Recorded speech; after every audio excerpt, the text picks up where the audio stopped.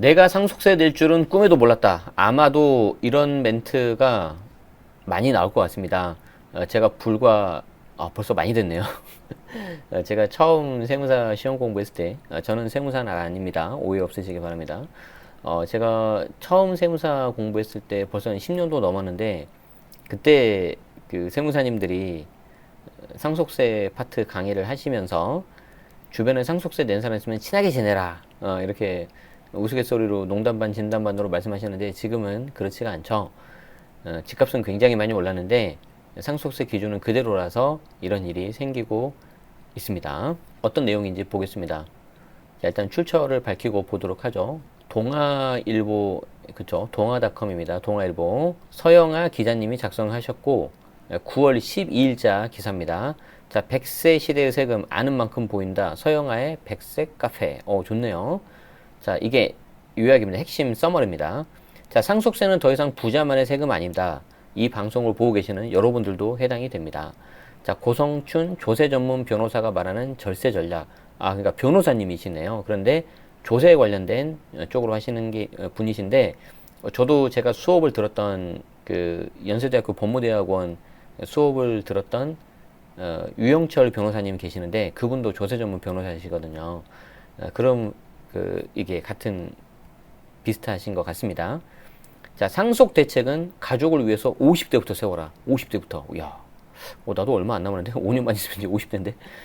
자, 인생 끝자락에는 자산 남기지 않은 사람이 최후의 승자다. 저는 이 말이 정말 와닿았습니다. 그래서 사실 세금에 대한 내용도 있고 개인적으로는 제가 이분을 뵌 적은 없는데 중간중간에 곳곳에는 메시지가 좀 와닿아서 여러분들에게 한번 공유 드리려고 가져왔습니다. 자, 광고 없애고 보겠습니다. 내가 상속세 낼 줄은 꿈에도 몰랐다. 지난 3월 88세의 부친을 여인 40대 A씨, 평소 근로소득세조차 내본 적이 없는 그는 상속세로 1억 2,900만 원을 내야 한다는 변호사의 조언을 듣고 이렇게 말했다. 내가 상속세 낼 줄은 꿈에도 몰랐다는 거죠. 어떤 일인가요? 자, 고성춘 조세 전문 변호사에 따르면 이분이십니다. A씨의 부친이 2014년 4억 5천만 원에 산 아파트가 2018년 5억대가 되더니 2020년 8억 그리고 2021년 들어서 11억대를 넘어섰다. 서울에 있는 거겠네요. 딱 2014년부터 이제 오르기 시작했으니까. 결국 상속세를 낼 여력이 없는 그는 아버지와 살던 이 집을 11억 2천에 팔기로 했다.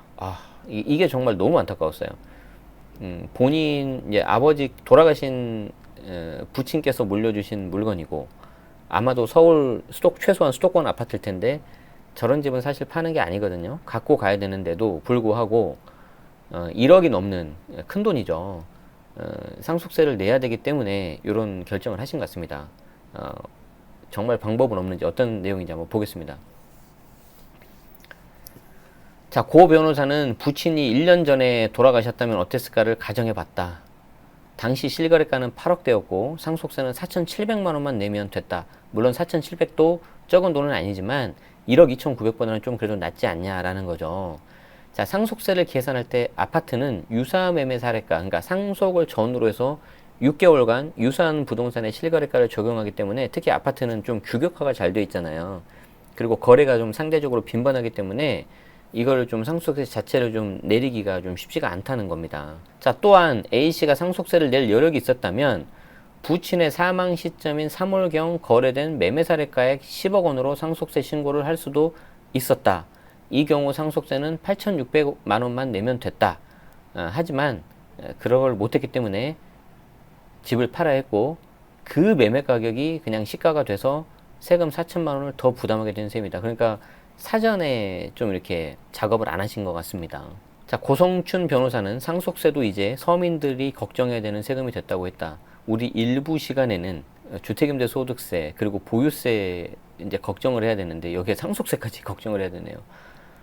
이거 좀 너무 심합니다. 취득세, 보유세, 양도세, 게다가 주택을 가지고 임대를 놓으면 전세나 월세 놓으면 주택임대소득세, 또 이거 자식한테 물려주려면 증여세, 그거 무서워서 계속 가지고 있다가 내가 사망하면 상속세. 자, 경제 규모는 커졌는데 20년 전 과세 기준 그대로라는 거죠. 상속이라면 부자들만의 일로 여겨져 왔다. 아직은 맞는 말이다. 국세청 통계에 따르면 사망자 2020년 사망자 30만 5천여 명 중에서 1만 181명, 그러니까 3.34%, 결정세액은 4조 2294억이다. 그래서 아직은 부자세가 맞는데 부동산 가격 폭등으로 사정이 달라졌다는 거죠. 한국부동산원의 전국 매매 실거래 평균 가격을 보면은 60에서 85제곱미터 규모 아파트 평균가가 전국이 5억 8,400, 서울은 13억 2,900. 2020년 6월 현재. 그러니까 보통 상속세가 10억까지는 안 나오는데 10억을 넘겨버렸잖아요. 자, 올해 들어서는 매매가 뜸한 가운데 일단 거래가 되면 신고가를 갱신하는 경우가 많다. 별다른 재산 없이 아파트 한 채만 남기는 중산층도 상속세 과세 대상이 될 가능성이 커졌다는 말이 된다. 게다가 상속세가 신고까지 6개월, 이후 국세청 조사기간까지 더하면 세액 결정에 1년 이상 걸린다는 점을 염두에 둔다면 지난해와 올해 집값 폭등분은 아직 통계에 반영되지 않았다라고 볼 수 있다. 그러니까 상속세 같은 경우에는 상속 개시일로부터 6개월 안에 신고를 해야 되거든요. 그런데 여기에 이제 또 국세청 조사기간까지 좀 들어가면 또 추가로 좀 볼 수가 있나 봐요. 지난번에 우리 이승현 회계사님 나와서 말씀해 주신 거거든요. 그런 것까지 보면은 아직 작년 그리고 올해 집값 폭등분은 반영조차 안 됐다는 거죠. 그게 반영되면은 여기 결정세액 4조 2294억 원보다 나중에 이제 더 올라갈 수가 있다는 거죠. 자, 고성충 변호사는 부동산 가격 등 자산 가격이 상승했기 때문에 상속세는 더 이상 부자들만의 세금이 아니다. 상속세 과세, 그런데 여기에 상속세 과세 기준이 20년 전 그대로인 점도 좀 짚고 넘어가야 된다.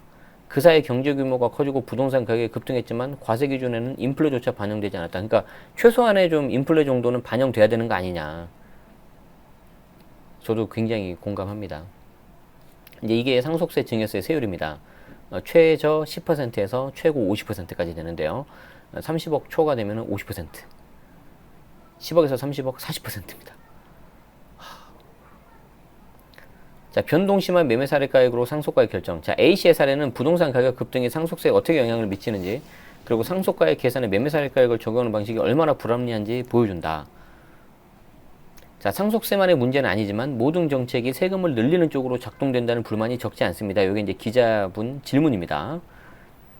여기에 대해서 해당 변호사님이 뭐라고 답변을 하셨냐면, 자, 국세청은 세금을 걷는 게 존재의 이유입니다. 이게 역할 자체가 이걸 부과하고 징수한다는 거죠.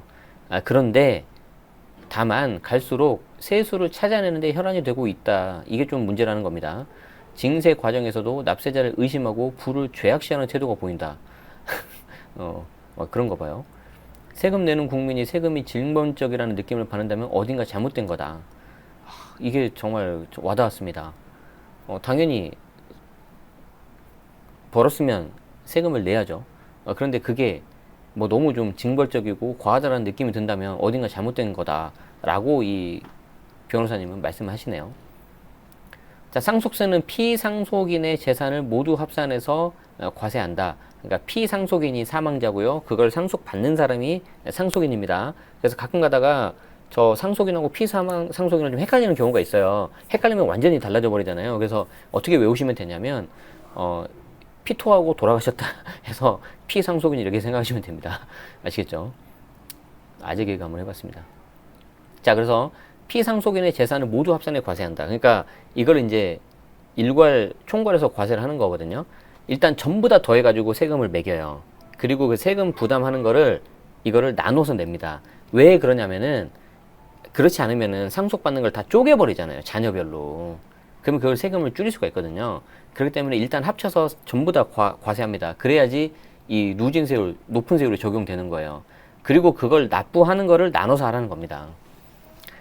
자, 배우자가 없으면 5억 원, 배우자가 있으면 10억, 그리고 최대 30억까지는 공제가 된다. 이 액수를 넘기면 상속세가 발생하는데 누진세율이 적용된다. 이 누진세율이 아까 이겁니다. 그래서 일반적인 경우 배우자가 있으면은 10억까지 공제라고 생각하시면 되는데 아까 집값이 뭐 서울 같은 경우에 13억. 그러니까 상속세 나온다는 거죠.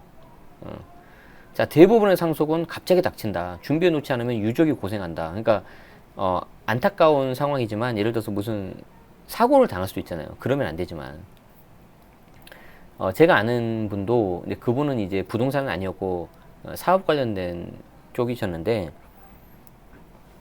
굉장히 사업가로서 이제 사업을 확장시키고 하는데, 이제 그럴 때 항상 뭐가 문제죠? 업무량이 엄청 늘어나잖아요. 본인 건강을 못 챙긴 거예요. 사업을 챙기느라고. 그러다가, 배우자, 그리고 굉장히 어린 자식을 남겨놓고 사망을 해버렸나 봐요. 가지고 그거 뒤처리하느라고 우리 명사초청 나오셨던 최영규 세무사님 계시죠? 그분이 말씀하시는데 너무 안타깝다고 그러시더라고요. 어쨌든 미리미리 대비하시는 게 좋습니다. 자, 예컨대 상속세는 6개월 이내에 현금으로 신고 납부해야 된다. 상속이 개시내고 나서. 한국인이 남기는 재산의 70%가 부동산인데 사례에 나온 A씨처럼 유족이 따로 상속세를 낼 돈이 없다면 살던 부동산을 팔아야 된다. 뭐 이거 카드 할부도 안 되고요. 뭐 이제 너무 많으면 연부연납 이런 것도 있긴 있어요. 근데 이제 그거마저도 좀 안 되는 그런 상황이셨나 봐요. 잘 팔리지 않는 부동산을 헐값에 팔거나 경매에 내놓아야 되는 경우도 적지 않다. 안타깝죠. 그리고 요것도 중요합니다. 생전 10년간 증여자산 추적해가지고 상속세 합산시켜버립니다. 자, 더 큰 문제는 사망 전 10년간 증여한 자산이 상속재산에 합산된다는 겁니다. 사망 신고가 있으면 직전 10년치 금융거래 내역이 국세청에 통보가 되고 국세청은 어느 정도 자산 규모가 되는 사람 위주로 면밀한 조사에 들어간다. 10년간 거래 내역에서 수상한 손의 움직임이 없는지 추적한다. 무신고 증여를 찾아서 15년까지 거슬러 올라가기도 한다. 여러분들이 그러니까 이걸 아셔야 되는 거죠. 미리미리 준비를 하셔야 되는 게, 자, 이때 이제 상속 개시로 하겠습니다. 이제 피상속인이 사망을 하신 거죠. 그러면 요때 6개월 안에 이제 신고를 해야 되거든요. 6개월 안에. 자, 그런데 요 신고를 할 때 국세청에서 뭘 보냐면은 과거 10년 이렇게 10년 이걸 해가지고 이때 만약에 증여를 했다? 그럼 여기에 합산한다는 거죠. 요게 이제 중요합니다. 왜 그럴까요? 만약에 이걸 안 하면 좀 아버지가 좀 이렇게 부모님이 좀 편찮으셔가지고 이게 좀 이렇게 되실 것 같으니까 요 미리 직전에 그냥 다 증여해버리는 거죠. 직전에 증여하는 거죠. 그럼 이때 직전에 증여를 해가지고 이 상속세를 회피한다? 이건 안 된다는 거예요. 그래서 과거 10년 거를 다 본다는 겁니다. 자, 그러면 이 10년이 되기 전에 요때 미리 증여를 하셔야 되는 거죠. 이렇게. 그래서 뒤에 기사 나오겠지만 여러분들이 50대만 돼도 준비를 하라는 겁니다. 저도 5년밖에 안 남았네요.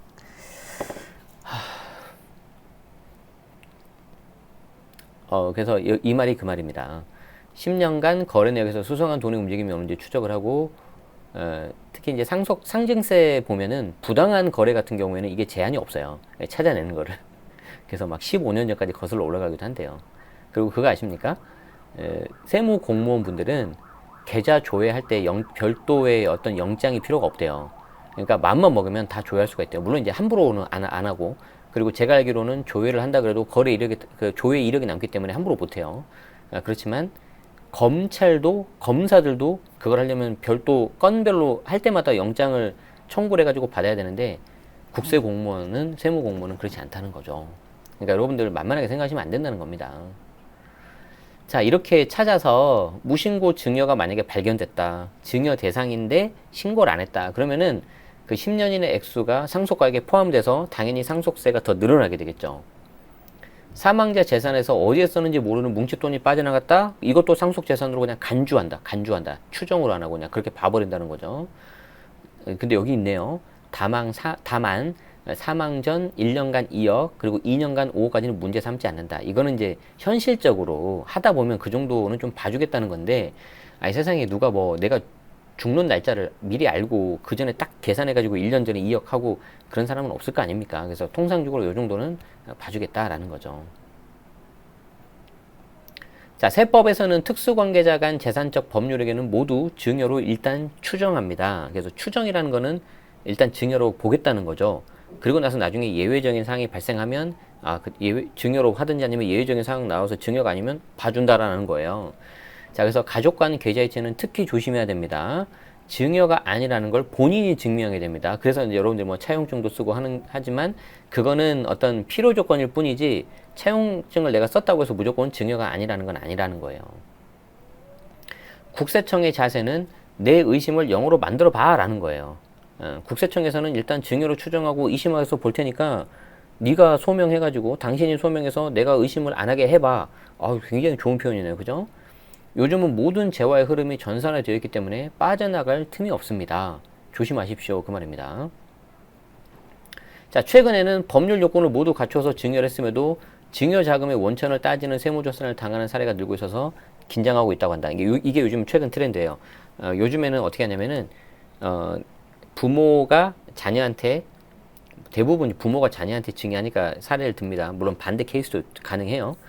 자, 부모가 자녀한테 증여를 이렇게 합니다. 그럼 증여가 수중자가 자녀지 않습니까? 그걸 받았으니까 기존에는 증여를 받았던 수중자만 조사를 했어요. 그런데 지금은 그 자금의 원천을 따지기 위해서 증여한 부모까지 봅니다. 근데 그 자금의 원천이 부모가 예를 들어서 뭐 현금 매출 누락을 했다. 아니면 뭔가 어디서 빼돌린 거다. 그러면 같이 쌍으로 터져요. 쌍으로. 세트로 갑니다. 세트로. 자, 한 병원장은 20대 직장인 아들의 주택 구입 자금으로 4억 원을 증여해주고 증여세까지 제대로 납부했는데 그러면 이 4억 원 어디서 났어요? 라고 그 병원장의 병원을 세무조사해버린 거죠. 그랬더니 그 병원의 세무조사에서 했더니 뭐 현금 매출 누락 뭐 이런 게 나왔나 봐요.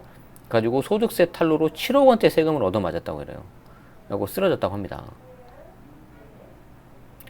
자, 고 변호사는 이런 현실을 뒤늦게 알게 된 자산가 노인들 중에서 아이고 나도 저렇게 했는데 해가지고 밤잠을 못 주무시는 분이 많다고 전한다. 왜냐면 이제 나도 저렇게 걸릴까봐.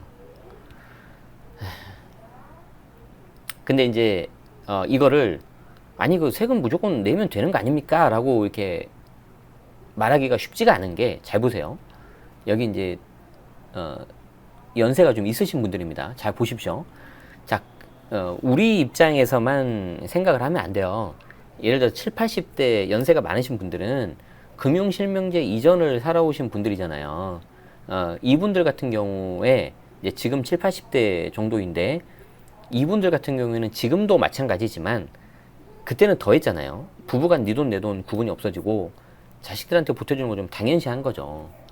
전세금이나 사업자금으로 몇 억 중을 증여신고를 하지 않았다가 가산세까지 더해져서 상속세가 어마어마해지는 경우가 적지 않았다. 그러니까 이제 물론 과거의 기준을 그대로 현재에다도 똑같이 동일하게 적용하면 안 되겠지만 사회가 많이 변했으니까 그렇지만 이제 저분들이 모르고 하는 경우도 있으니까 뭔가 국가에서는 정부에서는 이런 것도 좀 많이 알리고 홍보도 해야 되는 것도 있지 않을까 저는 그렇게 생각을 합니다.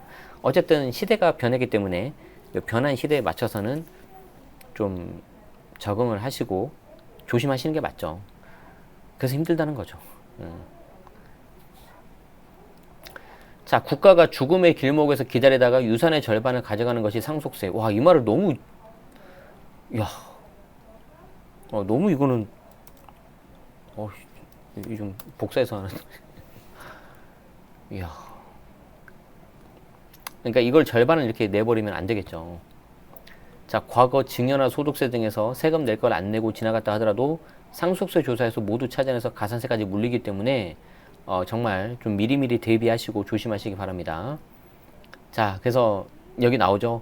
미리미리 정리해두고 떠나는 게 어른의 책임. 그러니까 이런 멘트가 너무 좋아서 제가 이 기사를 가져왔어요. 자, 흔히 자녀들에게 끝까지 대접받으려면 재산은 죽을 때까지 놓지 말라고 하던데요 라고 기자가 물어보니까 이 변호사님이 답을 합니다. 자, 그걸 충실히 이행한다면 재산을 자녀들 대신 국가에 헌납하는 결과가 될 수가 있다. 여기 나오잖아요. 죽음의 길목에서 기다리다가 유산의 절반을 가져가 버리니까. 그래서 그 말도 맞지만 잘못하다가는 국가에 헌납하는 꼴이 된다. 차라리 자녀들한테 주는 게 낫지 않겠냐. 그래서 요즘에 그게 유행이죠. 그 뭐죠? 조건부로 딱 걸어놓고 얼마 지나면은 자녀한테 주는 거 뭐. 그 신탁 걸어놓는 거. 자, 굳이 그 때문이 아니다 하더라도 상속은 최소한 50대부터 준비하십시오. 특히 가족의 화목을 위해서도 미리미리 정리해 둬야 됩니다. 그래서 우리 50대 되면 준비합시다. 예. 아무 대책 없이 상속을 받게 돼서 가족 간 다툼이 일어나는 얘기는 우리 주변에서 흔하다. 특정 상속인에게 유산이 쏠리면 소송으로 이어지기도 하죠. 특히 형제들 간에. 그쵸. 유류분 반환 청구를 통해서 법정 상속분의 절반까지 받아낼 수 있기 때문이다. 그러니까 이러면 얼마 그 돌아가신 그 피상속인 마음이 안 좋겠습니까? 자식 잘 되라고 한 건데. 자, 집값이 뛰다 보니 싸움이 더 늘었습니다. 큰아들에게 준 집이 3억일 땐 조용했는데 그게 8억 16억이 되니까 형제들이 이제 내 몫을 달라. 일어나는 거죠. 이걸 미리 정리해 두는 게 어른의 책임입니다. 그러려면 유언장을 미리 써볼 걸 추천합니다. 그래서 참 이런 게 되게 좋았어요. 이게 결국에는 부모의 어른의 책임이다. 뭔가 좀 가슴도 좀 찡하고 그죠? 자, 여기에 절세 원칙이 몇 가지 있다. 굉장히 중요한 내용입니다. 이거 제가 복사해서 드릴게요. 여기에 절세 원칙이 있다고 합니다. 자, 주식은 가치가 낮아졌을 때 증여하고 이게 좀 하락했거나 아니면 처음부터 싼 걸 사든지. 자, 그리고 미래 가치가 높아질 부동산부터 증여하고 나중에 올라가니까요. 그리고 가업 상속 공제를 이용하고 요거는 제가 잘 모르겠습니다. 나중에 별도로 설명드려볼게요. 그리고 증여는 10년 단위로 계획을 세우고 조손, 그러니까 손자한테 곧바로 가버리고 세대 일정 해가지고 좀 더 내더라도 어차피 또 한 번 더 내는 것보다 이게 나을 수도 있고, 그리고 기부도 좀 해라. 굉장히 좀 주옥 같은 말입니다. 자, 궁극의 절세는 상속할 재산을 남기지 않는 거다. 야, 멋있죠? 살아생전 자녀와 배우자에게 골고루 증여하든 사회에 환원하든 자신을 위해 써버야 되는 말이죠. 그래서 자신을 위해 쓰거나 사회에 환원해서 기부를 하거나 아니면 자녀한테 증여하거나. 정말 멋집니다. 네. 자, 세금은 그때그때 제대로 내는 게 가장 낫고, 진짜 이게 핵심이다. 이게 핵심. 그래서 그때그때 그냥 빨리 내보내면 되고요. 뒤에 제가 말씀드리겠지만 자녀한테 2천만 원, 5천만 원 증여하실 때 증여세 내십시오. 아니면 비과세 신고하시고요. 그거 말씀드릴게요. 그래서 국가에 빼앗기느니 자신의 이름으로 기부해서 재단을 만드는 방법을 택하는 분도 적지 않다. 좋지 않습니까? 네. 국세청에 채용된 변호사 1호셨대요. 이야, 멋있다. 그죠? 네. 5년간 국세청 근무를 마치고 세법관심 6건을 제출했다. 이분 좀 책도 좀 사야 될 것 같습니다. 서점 가야 되겠네요. 자, 조세는 규제가 아니라 구제의 마인드로 해라. 너무 멋있어요. 너무 멋있어요. 조세는 규제가 아니라 구제의 마인드로 해라. 자, 명실상부한 한국 최초의 조세 전문 변호사로서 2003년 국세청 개방직 1호로 특별 채용돼서 5년간 서울지방국세청 법무과장으로 일하면서 법무와 조세 소송을 지휘했다고 하십니다. 이때 과장은요, 여러분들 그냥 일반 회사에 있는 과장님하고 다릅니다. 이 공무원의 과장님은요, 굉장히 높은 분이에요. 그렇게 알고 계시면 되겠습니다. 관행보다는 원칙, 주관보다는 법리가 우선시되는 과세풍토를 도입하려 했었고, 세법관청 6건을 정리했고, 좀 저도 사봐야겠습니다. 자, 조세는 규제보다 구제의 마인드로 임해야 된다. 그게 그의 지론인데, 법무과장 시절 조세불복 사건 결제 책임자로서 부당과세로 억울함을 호소하는 사람들의 문제 제기에 대해서 수많은 인용 결정을 했다. 인용. 그러니까 저거는 받아들여야 된다라는 거죠. 공직의 칼은 서민이 아니라 거학을 잡는 데 쓰여야 됩니다. 너무 좋은데 오늘? 제가 골라봤지만 너무 좋은데요. 현재는 서울 송파구에서 사무실을 운영하는데 전공은 조세 불복이다. 꼭 한번 모셔보고 싶네요. 제가 찾아가는 것도 한번 고려해 보도록 하겠습니다. 유튜브를 통해서 세금과 인생이란 주제로 구독자들과 만난다. 세금과 인생이라는 유튜브를 저도 구독을 했고요. 이렇게 좀 있는데 저도 바빠서 많이 못 듣고 있는데 필요하신 분들은 한번 들어보시는 것도 좋을 것 같습니다. 제가 링크 드리겠습니다. 우리나라 근로자 중에서 소득세 안 내는 사람이 40% 면세자들 있죠. 세금을 남의 나라 얘기처럼 여기는 경향이 크다고 아쉬움을 토로한다. 맞아요. 본인하고 상관없으니까. 근데 이거 진짜 안 됩니다. 아무리 본인하고 상관이 없다 하더라도 결국에는 나중에는 이렇게 될 거고, 제가 이런 분들한테는 항상 하는 말이 있어요. 어제 제 친척분이 한 명 왔는데 무슨 이야기를 하다가 이 말씀을 하더라고요. 제 이제 뭐 사업하는 이야기를 하니까 뭐 세금 많이 내지 않냐고. 그래서 제가 그냥 이렇게 물어봤습니다. 그분한테. 자, 다시 회사를 간다면 연봉 3천이 좋습니까? 1억이 좋습니까? 제가 여쭤봤어요, 그분한테. 그러니까 그분이 연봉 1억이 좋대요. 자, 그러면 연봉 3천하고 1억 중에서 누가 더 세금 많이 냅니까? 그러니까 웃더라고요.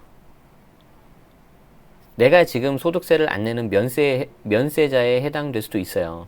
그렇지만 계속 거기에 머무르실 겁니까? 더 많이 벌고, 더 좋은 집도 갖고, 더 좋은 자동차도 살 수 있고, 내가 사고 싶은 거 살 수도 있어야죠. 그렇게 되면 돈을 많이 버는 방향으로 연구하는 게 좋잖아요. 그 과정에서 정당하게 세금 내면 더 좋지 않을까요? 전 그렇게 생각합니다. 자, 사실 미국의 독립도 프랑스 혁명도 세금 때문에 일어났다. 그렇죠. 이것 때문에 뒤집어졌잖아요, 나라가. 세금은 나라가 뒤집어지기도 하는 문제인 거다. 국가와 자신의 관계에 대한 자각은 얼마라도 세금을 내야 생겨난다. 자, 이제 여기서 또 이제 꿀팁 나갑니다. 10년마다 증여, 자녀 종잣돈 만들어주기. 이거는 제가 방송에서도 여러 번 했지만 다시 한번 또 합니다. 자, 세상사 모두 그러던 세금도 아는 만큼 보인다. 젊은 엄마들 사이에서 증여세를 적극 활용해서 10년 단위 증여로 자녀 종잣돈을 만들어주는 프로젝트가 유행하고 있는데, 법을 알고 철저한 계획을 세운 사례를 할 수 있는데 제가 좀 더 알려드릴게요. 자, 증여세는 미성년자 10년간 2천만 원, 성인 자녀 10년간 5천만 원인데, 자녀가 태어났을 때 곧바로 0세, 그리고 10세 때 2천만 원, 그래서 두 번 하시면 4천이죠. 그리고 20대 되면은 다시 5천만 원, 그리고 30대 또 5천만 원. 그러면은 자녀가 30세가 됐을 때 모두 1억 4천의 돈을 한 푼 없이 마련해 줄 수 있는데, 세금은 내지 않더라도 그때그때 증여세 신고하셔야 됩니다. 이때 2천만 원에서 비과세로 신고하셔도 되고요. 저라면은 10년 동안이나 하는 거기 때문에 3천만 원 내세요. 3천만 원 내고 2천만 원까지 비과세고, 초과되는 1천만 원만 세금 내잖아요. 얼마예요? 과표가 1억 이하니까 10%, 즉 1천만 원의 10%인 100만 원만 세금 내시면 돼요. 그러니까 10년이니까 내가 세금 100만 원 내더라도 1년에 10만 원만 낸다 생각하시면 되잖아요. 그 3천만 원 가지고 돈을 굴려주십시오. 어떤 게 굴리는 게 좋을까요? 부동산 하지 마시고요. 저라면 그 돈으로 해외 주식을 살 것 같습니다. 10년이 지나도 버틸 수 있는 회사. 그건 여러분이 알아서 찾으시고요. 저라면 그렇게 할 거고요. 저도 그렇게 하고 있습니다. 자, 그렇게 해가지고 세금 조금 더 내서 신고하시고요. 그게 확실한 증거예요. 증여를 했다는. 그리고 만약에 신고를 안 하셨다면은 절대 거기에 있는 계좌 가지고 단타 치지 마세요. 그거 가지고 단타 치면은 명의신탁으로 들어갑니다. 잘못하면. 자, 이를 응용하면 증여세 후 누진세율이 10년마다 리셋되는 점을 이용해서 최소한의 세금을 내면서 종잣돈을 할 수 있다. 예컨대 0세와 10세에 각기 5천만 원씩 증여하고 각 300만 원 증여세 낸다. 제 말 나오잖아요. 똑같이 나오잖아요. 20세와 30세는 1억씩 증여하고 각 500만 원씩 증여세를 낸다. 그럼 30세가 된 아이는 3억 원의 종잣돈으로 손에 쥐는데, 그거를 망하지 않을 주식에다 넣었다면은 훨씬 더 좋을 겁니다. 그때까지 낸 세금은 모두 1,600만 원이다. 여기서는 물가상승률 기회비용은 계산해서 배제했다. 증여된 자금도 자녀 명의로 우량 주식에 묻어두거나 장기 투자 상품에 투자해서 증식 효과를 기대할 수도 있다. 자녀가 초등학생이 되면 주식 계좌를 만들어줘서 연습 삼아 증권 투자를 시키면서 금융교육을 하는 부모들 늘고 있다고 하지만, 저거를 너무 비정상적으로 잦은 거래를 하면은 명의신탁으로 볼 수 있습니다. 그러니까 실제 그게 아니라 실제 우리 자녀가 있다 그러면은 여러분이 증명하셔야 돼요. 근데 8살짜리 9살짜리 얘가 얼마나 하겠습니까, 저거를. 그렇기 때문에 좀 조심하실 필요는 있다. 거기까지 말씀드리면 되겠습니다.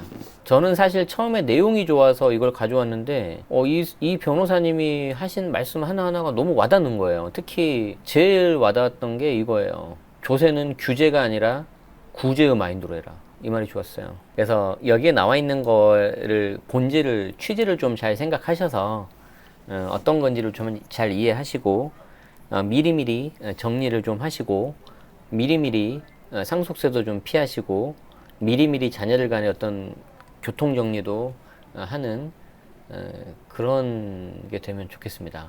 그래서 오늘 제가 원래 짧게 좀 하려고 했었는데 예상했던 시간보다 훨씬 좀 더 많이 늘어났네요. 좋은 내용이니까 여러분들도 한번 좀 잘 보시면서 본인에 활용하시면 좋을 것 같고요. 자녀가 어리신 분들은 미리 사전 증여하셔서 증여세 내시더라도 좀 이렇게 하시는 게 좋고요. 자녀가 이미 다 장성했다면 아까 여기 기사에 나온 것처럼 50대부터 준비를 해야 된다고 하시니까 어떤 방법이 현명할지 굉장히 말씀은 좀 이렇게 해주셨지만 사실상 또 이게 늙었을 때 돈 좀 가지고 있어야 되잖아요. 그때 좀 가지고 있는 게 아까 뭐였었죠? 여기 있었잖아요. 1년, 사망전 1년간 2억, 2년간 5억까지는 문제 안 삼으니까 뭐 이 정도는 갖고 계시면 될 것 같아요. 물론 이제 쉽지 않죠. 내가 언제 죽을지 모르니까. 예. 아무튼 좀 많은 거를 좀 생각하게 하는 그런 기사였던 것 같습니다. 그래서 절세 팁도 물론이고 좀 인생을 살아가는 데 있어서 아니면 자녀 교육을 하는 데 있어서 어떻게 하면 좋을지 좀 많은 걸 생각하게 해서 이 자리를 빌어서 감사드리고 이게 어떤 하나의 저한테는 하나의 점인데 이 점이 또 연결이 돼서 이 변호사님하고 또 이렇게 한번 인사도 좀 드릴 수 있고 하는 그런 기회가 꼭 오면 좋겠습니다. 네. 그때 되면은 또 여러분들에게 또 더 좋은 이야기 들려드릴 수 있도록 하겠습니다. 네, 오늘 여기까지 하도록 하겠습니다. 도움 되셨다면 좋아요, 구독 한번 부탁드리고요. 제가 보통 점심 때쯤에 라이브를 하는데 구독하시고 알림 해놓으시면은 언제 라이브 하는지 들을 수가 있습니다. 그리고 보통 라이브 할 때 제가 한 2개 정도 기사 토픽으로 하고 나눠서 영상을 올려드립니다. 좀 더 체계적으로 절세법을 공부하고 싶으신 분들은 여기 곧 오픈하는 추석 연휴 끝나고 오픈하는 클래스 101 과정도 한번 참고해 보시면 감사하겠습니다. 네, 고맙습니다. 여기서 마치겠습니다.